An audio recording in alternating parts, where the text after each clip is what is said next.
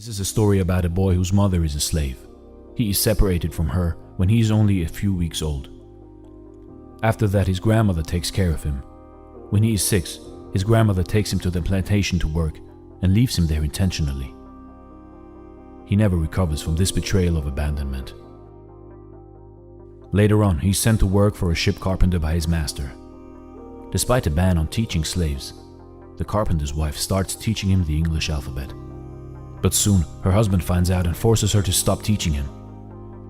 Determined to read and write, he continues to learn from neighborhood white boys by giving away his food in exchange for lessons. As his knowledge and vocabulary grow, he begins to read newspapers and political books. The more he reads, the more aware he becomes of the social injustice against him. One day he buys a copy of the Colombian Orator, a popular school book, which helps him to understand the power of spoken and written words. He learns that educating his people is the key to fight against social injustice. So he starts holding church services to teach other slaves how to read and write.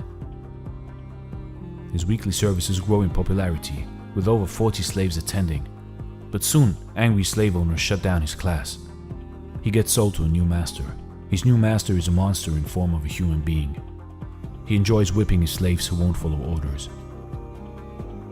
Our hero endures this brutal whipping for about 6 months, until he can't take it anymore, and one day he fights back. The fight between him and the brutal master lasts for 2 hours, and eventually the master surrenders. On that day, he restores his sense of self-worth, and he vows to never let anyone beat him again.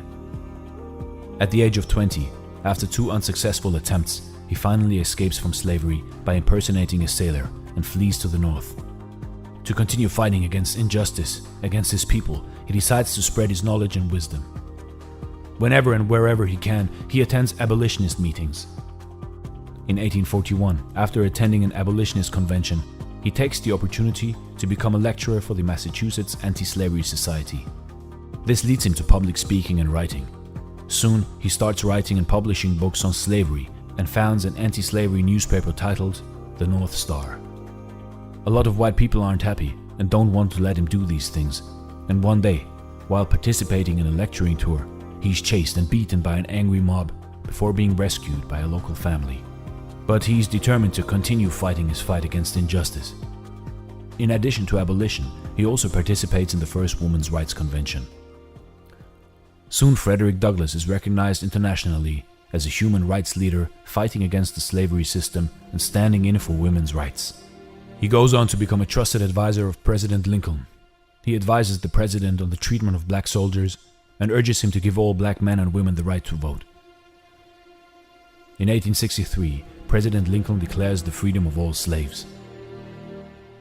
Douglass becomes the first African American citizen to hold a high U.S. government rank. He is also the first black person to receive a vice presidential nomination, although he did not campaign for the office. He keeps on inspiring people to use the power of education to effect positive change in themselves and society. His words will inspire future presidents and inspire those who will fight for justice after him. Frederick's journey teaches us to never give up in the face of adversity.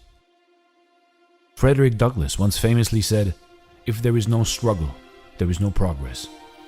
Those who profess to favor freedom and yet depreciate agitation are men who want crop without plowing up the ground.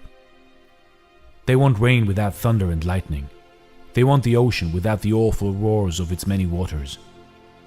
This struggle may be a moral one, or it may be both, moral and physical, but it must be a struggle.